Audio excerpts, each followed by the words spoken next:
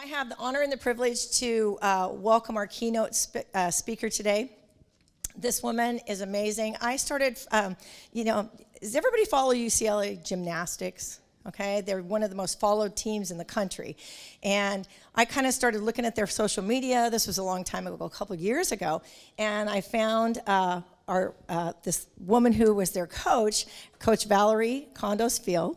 And I started looking at her story and reading more about her, and I thought, oh my gosh, she's one of us. She's a dance person. She got into coaching gymnastics kind of by default, she's been one of the most prolific gymnastics coaches in the country. She's got a 30-year career. She coached UCLA gymnastics from 1991 to about 2019. She has 7 national championships, NCAA national championships, which is a lot. She's coached multiple Olympic champions and her choreography is renowned. She's known for everything, but her story is what's really, really amazing. She's actually a dance person at heart. She's a dancer, came from our area, our world of dance, and migrated into gymnastics and coaching. And we are so lucky. We made contact with her, and she graciously agreed to come and speak with us because she loves dance and she values what you do exactly like the NDCA does. She just values our mission so much, and we are so excited to have her here today. If you get online, you can look at her. There's some information in our app about her, but she has an extensive career, so many things, and such a great story. She's an author. She's a coach. She's a breast cancer survivor. She's a fabulous woman. A couple things she started. I told you she started in the world of dance, but it's really interesting, and she's going to share stories about her career and her pathway through dance and her innovative choreography. And each one of you I'm going to introduce her book. It's called Life is Short, Don't Wait to Dance. And each one of you, as your conference gift, is going to get a signed copy of her book. And she's going to personalize it for you, so yay. So we're going to introduce her, and I cannot tell you, we are the luckiest people in the world. She is, renowned. She's a renowned speaker. She travels all over the place, and she was gracious enough to come and be with us today at the NDCA, and we are extremely lucky. So please, we're going to watch a little sizzle reel from her, and then we're going to bring her on up. And so let's watch her reel, and we'll get going. If you would have told me when I was 16 years old, oh, guess what? You're going to be the head coach of the UCLA gymnastics team.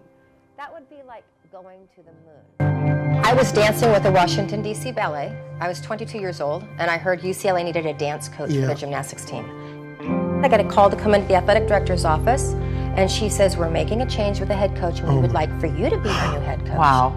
And I go, you understand, I know nothing about gymnastics. When I was given a head coaching job, I did a really good job of trying to be what all other successful head coaches had been, and that was a tough coach. I was a ballet dancer. I knew this. I didn't know this. Success is only peace of mind, and that peace of mind is a direct result in knowing you've become your best. That was my aha moment. And as soon as I started being the best Valorie Kondos that I could be, that's when I started being able to relax and go out into this wonderful new adventure and figuring out all the challenges and succeeding at those. The UCLA crowd is on its feet. They have traveled a long way to watch this one. They to win their first NCAA title. UCLA national champions for the second time in 4 years. UCLA wins back-to-back championships. And the women of Westwood have done it again. UCLA, its 4th title in 5 years. Val breaking NCAA championship records. Here you were at the pinnacle of your career. You had literally received every single accolade a gymnastics coach could receive. And then, wham, out of nowhere, you were thrown a curveball and you were diagnosed with breast cancer. The truth is, when I was diagnosed, when I hung up the phone from with my doctor, I heard, be anxious for nothing and grateful for all things. And it changed every moment in my life since then. I've always believed that you coach the person before the athlete. So I get to help every one of them become the best them they can be. And let's go take that out into the world and make it a better place. The championship on the line, and the score is in. UCLA does it. Their 7th championship. Your coaching career is just legendary. 14 Pac-12 titles, Coach of the Year numerous times. When I look back on my entire career here at UCLA, I just sit and I shake my head. How did that happen? How did it happen? I'm really excited to keep helping and encouraging parents and coaches to never take the joy out of the process of learning. All right, give her. She knows you're crazy. She knows you're energetic. So please give her everything that you've got. Please welcome Miss Val. I'm so excited to be here. I'm here with one of my best friends, and she said to me, I do a lot of speaking, right? To bankers, to investment people. I don't know anything about banking and numbers. And she said, I've never seen you so excited. I said, because I get to be with my people. So thank you so much. I'm excited. Shit. Seriously? Okay, can we do full disclosure? How many of you went out last night? Good for you. How many of you had a little hard time waking up this morning? Even better that you're here. So give yourself an atta girl and atta boy, okay? Okay. I'm going to need some water because I'm literally, oh my God. I'm really super excited to share my story with you because it's weird. It's so unorthodox. Can you open that for me, please? That under my armpit was going to be a little weird. Thank you so. What is your name? Amanda. Amanda, it's nice to meet you. Thank you. You go, Amanda. Yeah. So you guys, you know the whole thing. Oh, how many of you know John Wooden? Okay. We're going to talk about him a little bit more. As you were told, I was a ballet dancer growing up, but I grew up in the era where it was like you chose ballet or jazz or tap or modern. You didn't do them all. And I was a ballet dancer. I don't know how many of you can relate to this, but I wasn't born to be a ballet dancer.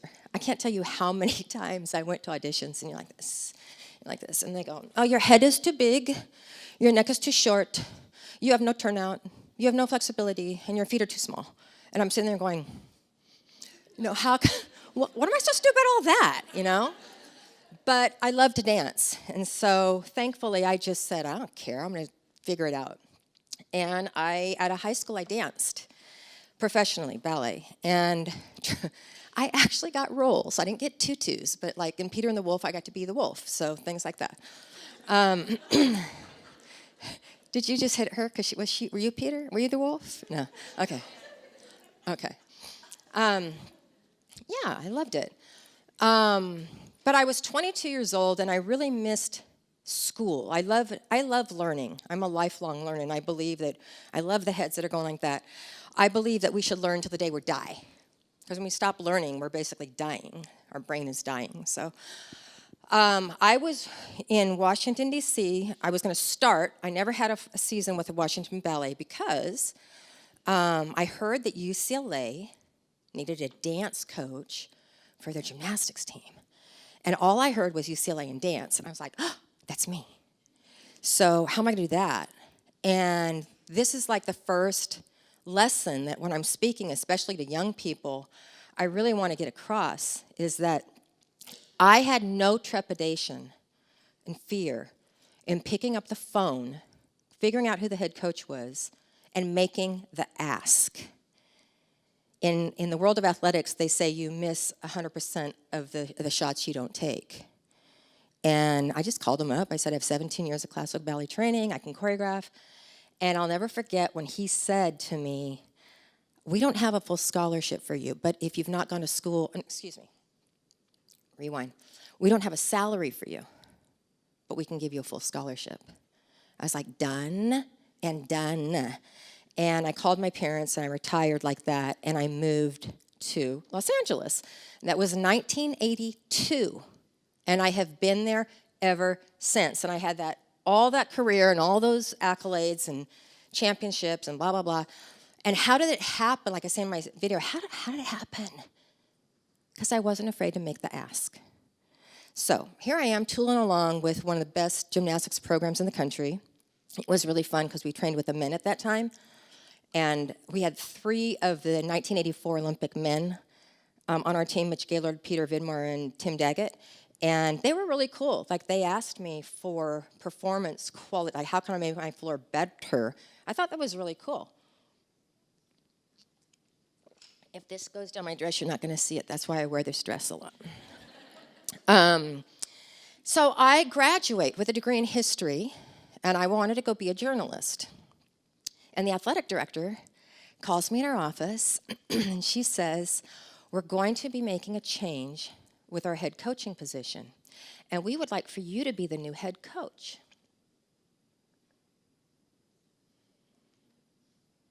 I was like, what? And she says, we want you to be the new head coach of UCLA Gymnastics. And I laughed out loud. And I said, do you understand? You remember, I don't know the first thing about gymnastics. I cannot teach a cartwheel. And she said, I've observed how you work with the student athletes. You're firm and you're compassionate. I trust you'll figure the rest out. And that is all I got. I trust you'll figure the rest out. So I'm like, oh, okay, we'll do this.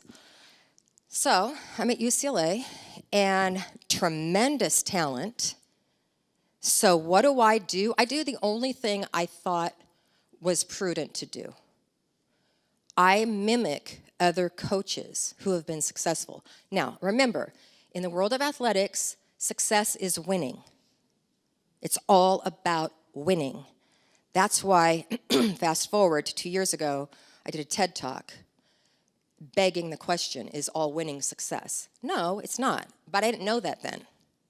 So I mimic these coaches. Okay, and at that time, who's in charge of USA Gymnastics? It was Marta Crowley and Bella Crowley and my ballet teacher, looking down her nose at you, and no empathy, no compassion, very dictatorial, very authoritative, my way or the highway. You know that old school stuff? You're all going, ugh, and rolling your eyes. Yeah, okay, sadly, we've all experienced it. But thankfully, we sucked. Like, I had great talent, and we did not reach our potential at all, and I was horrible. And I say thankfully because I was like, okay, well, this isn't right. This isn't good. I'm going to go resign. I'm going to go back to my athletic director and say, I told you so. I can't do this. True story, I'm walking through our student union, walking past the bookstore, and the book on, Coach Wooden's book on leadership magically opens up to his definition of success. And I read it. Okay, now Coach Wooden, those of you that don't know, he was hailed as the greatest coach of any sport that ever lived. Coach Wooden was our basketball coach at UCLA. He won 10 national championships in 12 years. Coach Wooden won a lot. His definition of success read, success is peace of mind and knowing you've done your best. And I kept reading. I'm like, no, success is winning. And I read it again. Success is peace of mind and knowing you've done your best. And I read it probably 20 times because I didn't get it. Success, people, is winning. It's money. It's the corner office. It's the car you drive. It's all that. I lived in LA for 40 years, right? Success is that word you, success is peace of mind and knowing you have done your best, kept getting bigger and bolder and brighter every time I read it. I had the biggest aha moment of my career. I had been trying to be somebody else. In posturing and acting like Marta Crowley or my ballet teacher, I had been trying to be like them. And in that instant, I realized that whenever you try to be somebody else, you'll always be a second-rate them. You will never, ever be as good at them being them as they are. I tell my student athletes like that some of them, they go, I just want to be another Kardashian. I'm like, we don't need another Kardashian. She goes, no. And the worst part about it is when you try to posture and mimic other people, and when you covet what they have, it prevents you from becoming the first-rate you. So I didn't resign. I went back to my office and I thought, all right, they hired me for a reason. What do I actually bring to the table? All right, 17 years as a dancer, I coach gymnasts, artistic gymnastics. They work really hard. As a dancer, we work really hard. They have to work through pain. I know what it's like to work through pain. Point shoes are little mini torture chambers. I mean, when you look at gymnasts' hands, they look like ballet dancers' feet. I knew what it was like to have to be in a leotard going through puberty. That's no fun. I knew what it was like to have body shaming. My head is too big, my neck is too short. I know what it was like to be around people with eating disorders and disordered eating. There was so much of a correlation. But the thing that I knew how to do best and most, that I got most excited about, I knew how to prepare myself mentally, emotionally, and physically so that when I was standing in the wings, ready to go on stage, I was calm, confident, and excited. And I don't know if you all experience this. I live in the South now, so I get to say, I don't know if all y'all experience this. But this ballet, the company that I grew up with, there were like buckets in the wings for the dancers that got so stressed out that they were puking before they went on. I never understood that. I'm like, we've done 25 performances of the Nutcracker. You're still thrown up before you go up on stage for like Waltz the Flowers, seriously? But I was like, I don't get it. Like, why? If you're that nervous, go figure it out and prepare better. Because I could not wait to get on stage. In fact, Graydon asked me, where's Graydon? Graydon asked me from Parsley. He's like, you nervous? I'm like, he goes, of course you're not nervous. I said, of course I'm not nervous. Because I prepared. Even if I screw up, that's okay. That's what dance taught me, right? I knew, so in gymnastics, I'm sure you've all seen it, they stand before the judge and they're waiting for the judge to salute them and they're like, I knew I could work them, I could coach them up in that moment to be calm and confident and excited to compete. And I knew, because of my dance training, I could do that better than any gymnastics coach in the country. So that is what I was going to bring to the table. And I was just going to hire people to do everything, to hire people to do, I know, but I love my shoes. I just had to hire people to do all the things I didn't know how to do. The gymnastics part, which was fine. I could hire people to do that. Just a little part of my job. So I figured out I knew I could do the job, right? Now I needed to figure out why was it important I do my job? Why is athletics important? You know, have you all followed Simon Sinek? Find your why. Why? I knew why dance is important. Dance is a universal language that makes our hearts sing. That was a no-brainer. But why is athletics important? Because all I knew about athletics was it was all about winning. It was all about being able to say, winning is all about being able to say, ha, we beat you. And I thought, this is so immature. Like, gazillions of dollars are spent from Pee Wee football, the Olympic Games, NCAA, World Cup, tennis, the whole bit.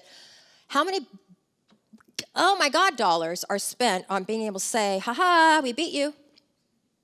Bragging rights. That was ridiculous. I had to find a different why. Otherwise, I wasn't going to do the job. And I thought, just like dance, just like the dance studio, the gym is a masterclass in teaching really, really tough life lessons that we do not learn in a classroom. We learn about determination. We learn how to set a goal. We learn how to plan to achieve that goal. We know how to work through all the boulders that get thrown at us to work around that. We learn to work through disappointments. We learn about resiliency in the gym, in this dance studio. And when you learn those things, you're not just becoming a great athlete or a great dancer. you become a champion in life. And the difference is there are those athletes that I knew that worked really hard, ate really well, loved conditioning, did everything, and they were just myopic with their training. But it was those athletes that did all of that, but actually did it in a way that lifted everybody up around them and made everybody else better. Those are the great athletes that elevated to becoming a champion. So my why became, I'm going to develop champions in life through the sport of gymnastics. I'm going to take my time with them in the gym and develop these amazing young women into champions that are going to go out and make the world a better place through the sport of gymnastics. And the fun part, the celebration, is going to be the competitions. So I figured out my why. Now I need to figure out my how, because I was still this authoritative, dictatorial bitch. And I had my student athletes tell me that my sarcasm and the way I coached them was demeaning. We had a 2-hour meeting where they sat me down for 2 straight hours and gave me example after example after example that I could not refute of how my coaching style was hurtful and demeaning. And one part of my brain was going, it's your team. You're the head coach. If they don't like it, they can go find another team. Oh my God, all you guys are going like this. It's just breaking my heart here. Thankfully, the other side of my brain was asking the question, is your intention to hurt them emotionally? Is your intention to be demeaning? No. Then find another way. So I was like, okay. So I figured out I figured out my why, and I needed to figure out my how was I going to do this. And so I started thinking about all the people in my life who had empowered me and emboldened me and made me feel like a friggin' superhero. And the first person was my mom. To this day, I do not believe in the concept of failure. I don't believe in the word failure. Failure is an F word that somebody made up to make us feel badly about ourselves. It does not exist. And my mom taught me the reason why failure doesn't exist is because when you make a mistake, you look at it as feedback, not failure, feedback, so that you can choose to do something differently the next time to have a different result. So I grew up with this parent that just made me so empowered there was no box around me. I just lived life boldly. And when I made mistakes, I was taught from a very early age how to apologize sincerely. And then once you apologize, you move on. You stop with the pity party, and it's up to the person you apologize to accept it or not. It's no longer on your plate. That became my how. I was going to model for my student athletes what it meant to be a champion in life. And yes, it's about grit and determination and resiliency, but it's also about modeling humility and vulnerability and sincerity and empathy. All of those things are the difference between a champion and just a great athlete. So I'm tooling along, and interestingly, we no longer sucked. And I had one of my seniors come up to me and say, Miss Val, you finally became a leader worth following. I was like, oh, okay, that's good. Why? And she said, because you're finally being authentic to who you are instead of trying to be somebody else. And because of that, even when you make mistakes, you are helping us learn the strength that comes from a sincere apology, from humility. She goes, you're the type of a leader that I want to become someday. So I'm figuring this out, and as you all, I'm sure, know and have experienced, when you train your students and you put in the intention to help them be something greater than themselves, a champion in life, you become a champion too. You can't dictate that. You got to walk the walk. So I got hit with the greatest challenge of my champion mentality on June 9th, 2014, when I got the call, and I'm sad to think that I'm sure a lot of you have gotten that call for yourselves or for your family members, and it was my doctor telling me that I had a very, very aggressive form of breast cancer, and I needed to get in to see her immediately. And in that moment, my brain exploded in fear. How many more days did I have left? How painful was it going to be? How was I going to tell my family? How was I going to tell my team? Do they even have a treatment for me? This cacophony of noise, screaming in my head. And in that cacophony of noise, I heard very, very clearly, be anxious for nothing and grateful for all things. Now, you may interpret that as the universe speaking to me or cosmic energy. I interpreted that as God speaking to me. And I have to tell you, I got very snarky with God. And I looked up and I said, I don't know if you heard or not. And I think I did the little head thing.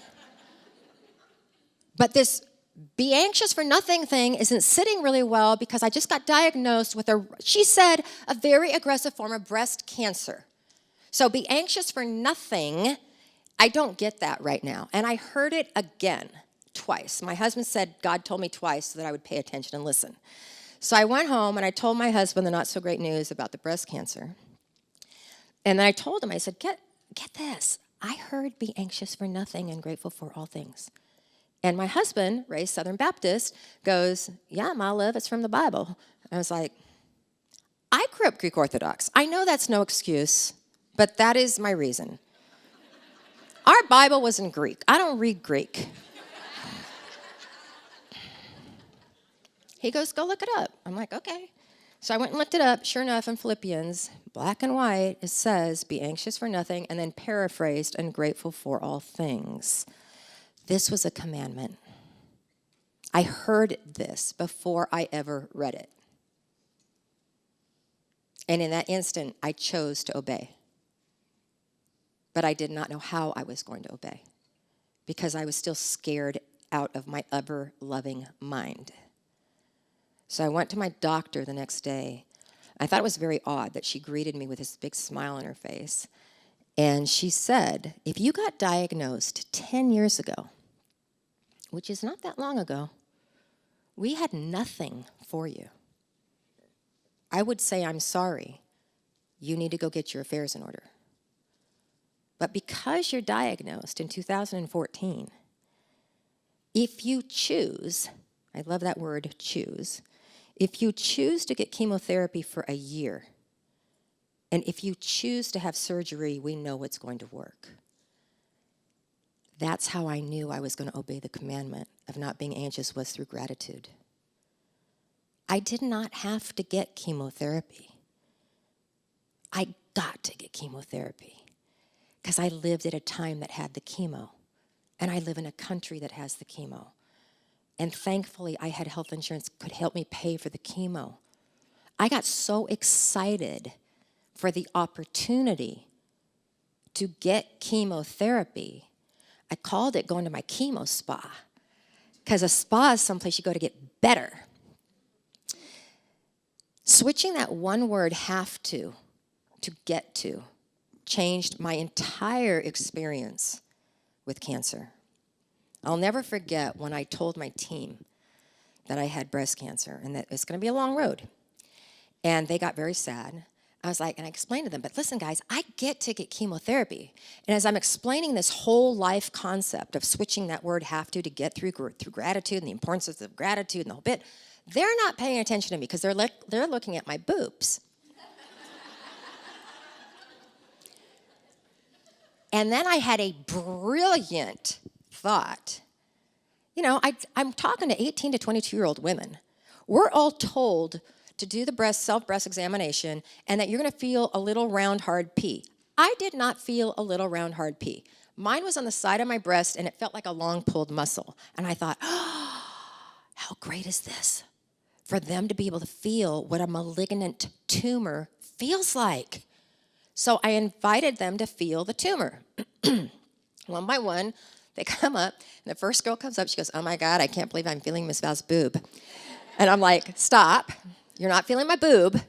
You're feeling what a malignant tumor feels like." And as one by one they came up and we're feeling it, my brain is like sirens going off that HR is gonna come down and fire my ass for sexual abuse. Head coach makes athletes feel her boob. So, it turned out to be an amazing year. It was the best year that I had with our team as far as there was no girl drama. There was no coaching drama. Why? Because we were all in a constant state of gratitude. And we were all in a constant state of empathy for someone else. What a concept, right? So I'm in my chemo spot, and when you get hit with something like that in life, one of those big, massive boulders in life, you realize, as I realized, you know what? I'm not going to die from this bout of breast cancer, but we all have an expiration date. I'm not being morbid. We do. We're going to die. It's part of life. It's fine. I believe in afterlife. It's fine. We just don't know when our expiration date is. So I'm not going to waste one more day. So in my chemo spot, I started working on my bucket list because I was going to work on my bucket list when I retired. Well, why am I going to wait to retire? Why? Don't wait to retire to work on your bucket list. So part of my bucket list was, and you guys are going to think this is so stinking cool, is a film. I danced Nutcracker for 15 years, did all the parts except the two parts. Never Sugar Plum, never whatever.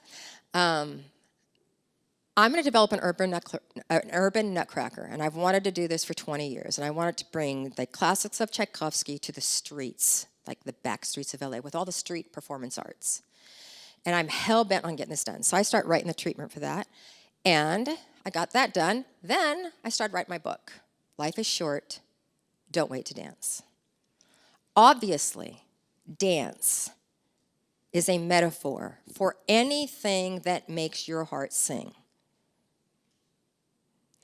And as you now know from hearing me talk a lot, I have translated everything that I do in life through dance. I equate all of my success to what I learned through dance. The first thing is that I learned there are basically two types of people. One type of person that when life happens to us, because guess what? We've never promised that life's going to be easy. It's never, God's never said that life's going to be easy. So when life happens to us, there are those people that become victims to life, and there are those people that take it on as a challenge. I get to go through this versus I have to go through this. Common theme, right? I get to go through this. So I started translating that to, I understood innately, literally growing up, that choreography is not steps to music. Choreography is not someone telling you what to do. Choreography is any intentional movement. Everything you do in life, every movement you have, every action you have is intentional, and it starts with your mind and your thoughts. So I decided that I was going to choreograph my life exactly how I wanted it to turn out, including taking all those boulders and choosing not to be a victim.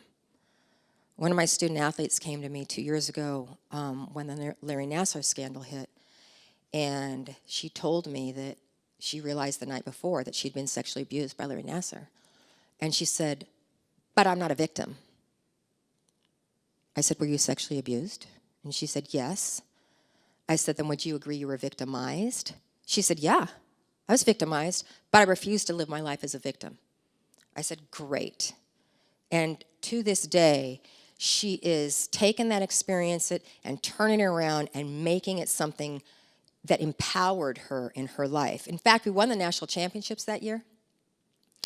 And she told me afterwards, she said, because this meeting that she and I had was about 2 hours, and I was smart enough to shut up and listen and not try to advise her and tell her what to do. And after we won the national championship, she came up to me and said, Miss Val, one of the biggest reasons why we won the championship is because you chose to address the elephant in the room with all of us. Because I talked to the whole team about the Larry Nassar scandal. Because they had all their friends are like going up there giving their impact statements, you know? Including one of our coaching staff, Jordan Weber. And she said, you helped us put words to our emotions. And she said, you helped me put words to my emotions that allowed me to walk taller as the season went on, simply because I had been heard. I was like, okay, I got it. So, with all of that, I felt like I had to put all of that I have learned and gleaned through my work and through dance and all that into a little mantra that my student athletes would remember. And that mantra is, life is about choice. And the choices you make are going to dictate the life you live. And I tell my girls when I recruit them, I tell them this. When they come in their first year, I tell them this. I tell them every single year. Life is about choice. Every single choice you make is going to have numerous repercussions, and it's going to dictate the type of life you live. And the important part about that mantra is to understand, and I'm not being facetious or trying to minimize anything, unless you have a mental disability, you are in charge of your thoughts. You can choose which thoughts to feed, and you can choose which thoughts to starve. It is your choice. And when you embrace this, you no longer live life as a victim. You start taking charge and choreographing your life. So I'm going to leave you with this. I looked it up last night. I was trying to figure out how many people have walked planet Earth, and it said something like 180 billion point two people. No, it's not 180 billion point two people. That's like there's a 0.2 person out there. No, 180 point. I know, seriously, 100. I don't do math and numbers, people. 100. It said like 180.2 billion people have walked planet Earth. Those are the ones that have the birth certificates. So we're going to say 190 billion, right? Okay, here's the important part of that message, not that I can't do math.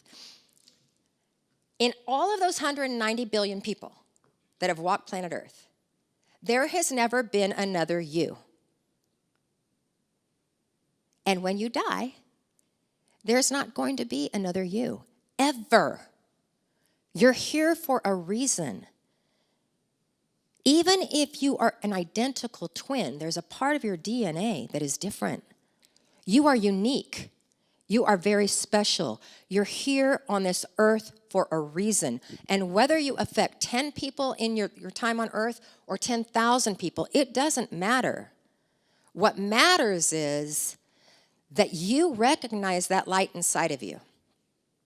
What matters is that every single day, multiple times a day, you fuel that unique light inside of you with grace and with gratitude. And then you own it unapologetically with grace and with gratitude. And when I say grace, it's much easier to give grace to someone else than it is for us to give grace to ourselves.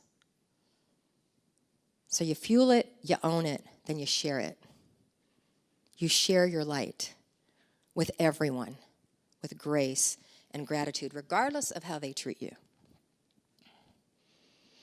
And when you do that, you literally spend the moments of your day breathing life into your light with grace and gratitude, and it is an amazing way to live.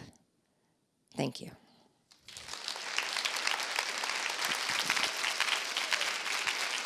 Thank you.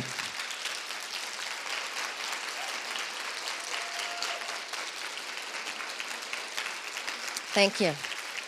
Thank you. Dance, dance, dance, dance. You know what's funny? Did you see me like in there? So now you know my story. Remember the video? Remember like the early with the big hair video? And I was like, you know, walking on. And then later on, all those scenes are from national championships. I went from being weird, pouty bitch lady to just, and I had my student athletes tell me that when I just relaxed and I let myself be me, it allowed them to relax and be the best of them they could be on stage. My posturing, this, did not help them be their best. And it took me a while to learn that. So don't do that. Right? Okay. So, Kevin, thank you for having me and everybody. Appreciate it. We're going to do a little Q&A. I love Q&A because now we get to talk about what you want to talk about because I hear myself talk all the time. I'm so over myself. Do we have a Q? I have an A. Yes. Can you talk loud, or do you want this lovely device?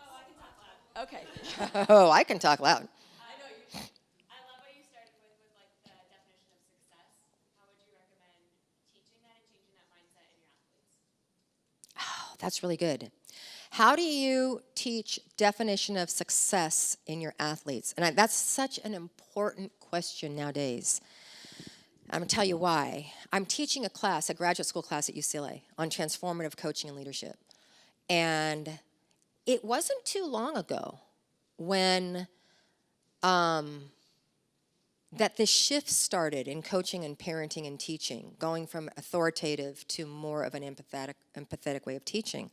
But sadly, the numbers that we're reporting are horrible amongst our youth of stress and depression and anxiety and suicide rates. It's horrible. And you know what? That's on us. That's on us teachers and parents and coaches. And so the first thing that I do with my student athletes is let's define what success looks like for you. Not her, but for you. So what does that look like? What does it look like a year from now? What is success? Let's plan a big, audacious goal for you, okay?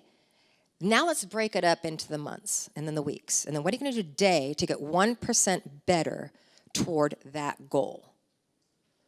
And to keep reiterating that with your students. Because I want any young boy or girl of any body type to be able to do what makes their heart sing. And if that's dance or gymnastics, they should be able to do that and not compare themselves to Kyla Ross, the Olympian. So let's define what success looks like to you. And as I talk to parents about this all the time, I suck at math. My brother was a rocket scientist. Literally, he builds spaceships, okay? I got a D in physics. And my mom, remember I told you my mom, she was so cool. She was like, that's so cool, you passed physics. I was like, yeah. I said, I got a D. She goes, do you want to be a mathematician? I go, no. She goes, great, then move on. So once again, I was raised with this, help your students define success for themselves. What does that look like? Help yourself do that. And then stop striving for perfection, because perfection doesn't exist. If you try to be perfect, you will always fall short, and that's a crappy-ass way to live life. Strive for excellence in whatever your goal is, and then figure out today what 1% better looks like today. And then make sure you celebrate those small victories. Not with a lot of alcohol, but celebrate those small victories. And that's on us. That's on us teachers, because we got to change this culture. When I was giving my TED Talk, there's a section I talk about in there, and I say, as a parent, you'll know that you're focusing on the end result if you ask them, what grade did you get?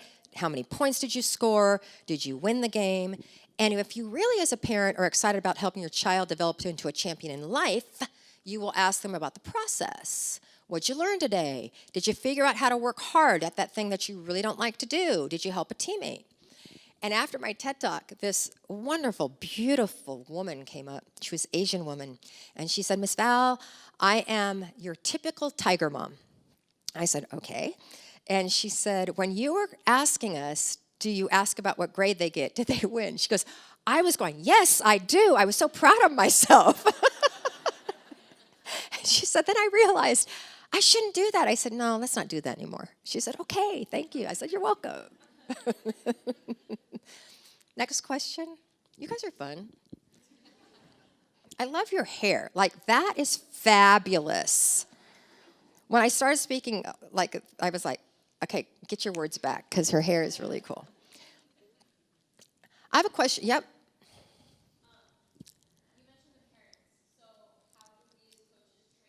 Oh, God.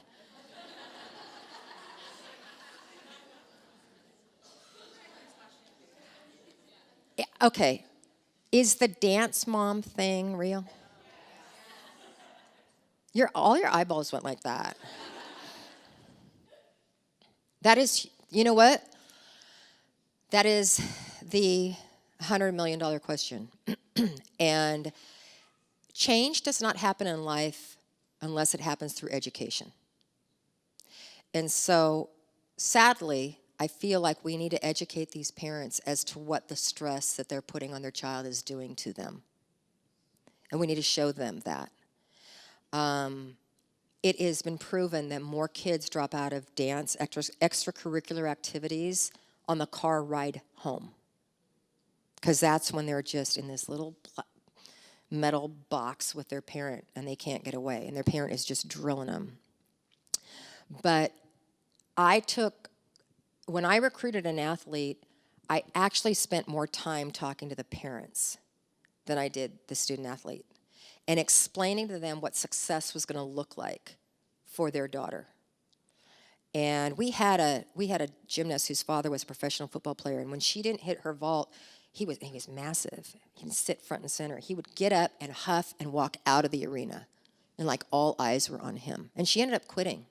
She was a scholarship athlete. She ended up quitting because of that. But I just told him, I just kept saying, listen, let me coach your daughter. You know, her vault, yes, she should be able to do it whenever she wants. That is a representation of what's going on in her life. It's not about her vault.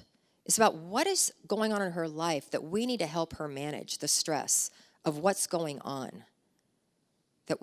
And keep trying to educate the parents. When the whole Larry Nassar horribleness came out, I was in Washington, D.C., and I was meeting with a few of the members from the House of Representatives and Senator Dianne Feinstein. And she asked me, she said, how can we clean up the culture of gymnastics? And it was like so clear to me. It has nothing to do with gymnastics. I said, you're not going to want to hear this. We need to change the definition of success in our schools, and it starts with our parents. How do we do that? That is a global issue. And it does not change unless we educate. Just throw up the numbers. Throw it in their parents' faces, the numbers of depression and suicide of our youth. It's not on those kids. They didn't choose to be depressed. It's on us, the ones that are setting these ridiculous standards, the ones that are comparing our child to someone else's child. Somehow get your parents to understand, is it about you or your daughter? Is it about your daughter's becoming a champion through the world of dance, or is it about your bragging rights to your friends? Ask the question. Don't ask it that snarky. So, Mrs. Smith, let me ask you this.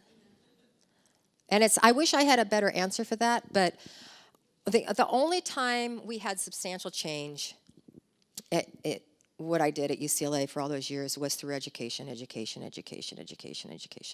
And me education, too. We all have to keep learning. I am going through, oh, crud. It's out there. I wanted to bring up this book. It's called Gen Z Unfiltered. I am reading it so slowly. Every page is dog-eared and highlighted and underlined. Gen Z is different. And it's not their fault. it's the smartphone's fault, but that's a whole nother discussion. But, come on up. Come on up. No, like, I give this to every coach. I've sent this book to so many coaches because it really tells you how they think. How they think. And the difference between the generation, the millennials right before them, and Gen Z, the difference is massive. And there are a lot of great parts. There are a lot of great things that are coming from youth that are on their phones or playing video games. They talk about when they get put into dire situations, they're able to connect the dots and make do heroic actions because they're so used to that quickness from their video games. So it doesn't just diss them the whole time. There is good things, but there's also not good things. And one of the not good things of Generation Z is it says with the millennials, it said that parents were helicopter parents. And they were just, their kids could never just fail on their own. And Gen Z, I don't remember what the term they called it, but it's not a helicopter parent, it's a something else parent, where instead of letting, what is it? A lawnmower, they actually do the work for the kid.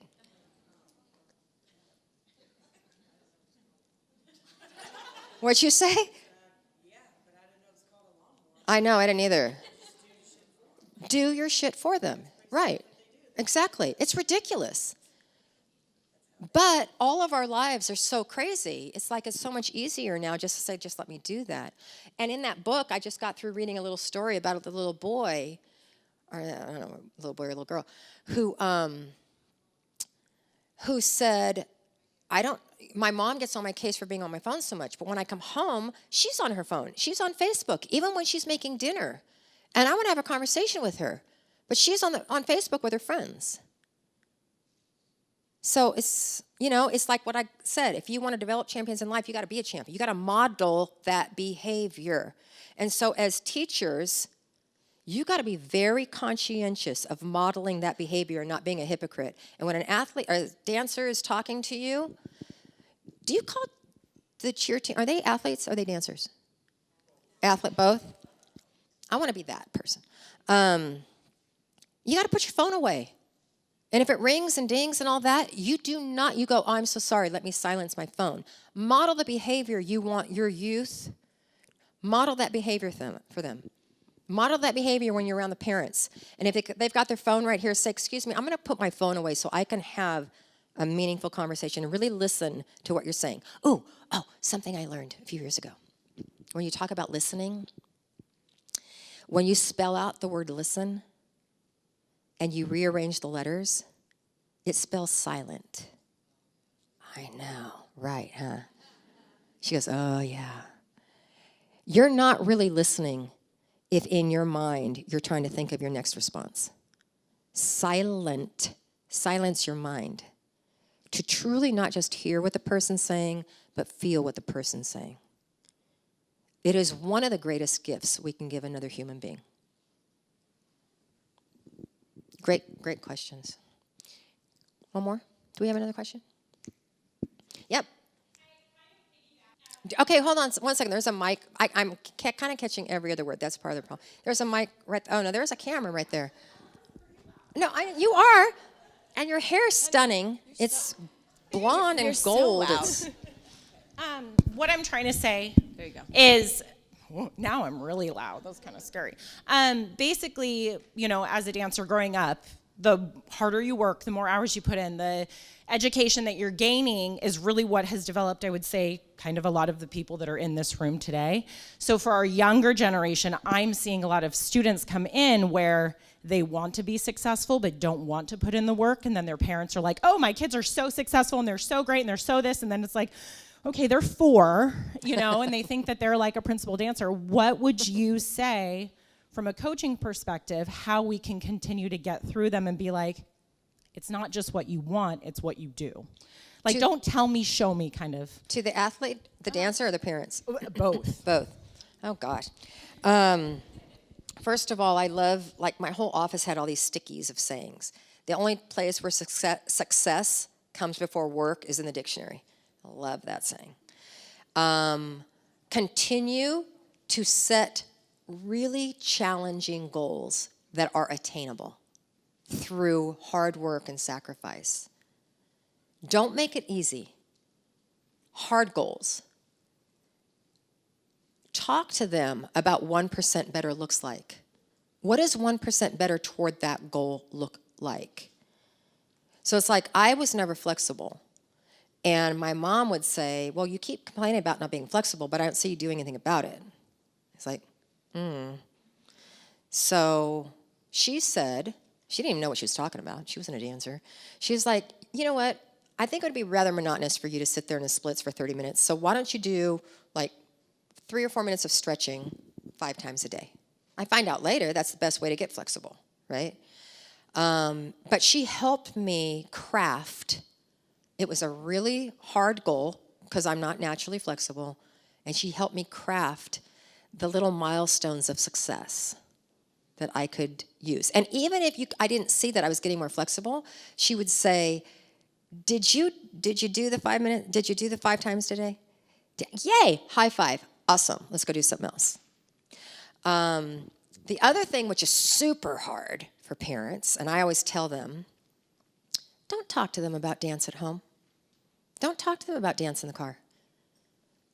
They need their safe space. Ask the parents, what's the safe space when you're not talking about dance? What is it? And then involve the child in what that safe space looks like. So if that's a dinner table, I don't want you talking to me about dance in the car, and I don't want you talking to me about dance. Okay, honor that. Because otherwise, it's one of 2 things. They're going to shut down, or it's all about you. I wish I had this other, there's another doctor, she's a psychologist, an Indian psychologist in New York, Shafali, do you guys know what I'm talking about? And she talks about this whole parenting thing and how we have to shift from getting out of our egos and making all about our children. You are, besides the phone, you have the best influence over their lives. Their parents spend more time with them, possibly. But the parent is just noise. You have the biggest influence, and it's up to you to plant those seeds. What does 1% better look like today for you? Well, I'm not as flexible as Susie. I didn't ask about Susie. I asked about you. Just every single day, water those seeds ad nauseum, and you will make a difference. The gymnast that they were asking about, Caitlin Ohashi, that went viral. She was on every single morning show and all that. Every time I turn her on, she'd answer questions. She'd say, well, you know what? Life is about choice. And the choices we make will dictate the life we live. And I'm like, yes. So with that, I've gone on way too long. Thank you for your enthusiasm. I love you all. And you know what? I'm just going to say this. I am retired. And the reason why I retired is because I want to just share this message and help any way I can, not just in the athletic world, but I'm excited to get back into the dance world as well. And so just make the ask, and I'll say yes. Thank you.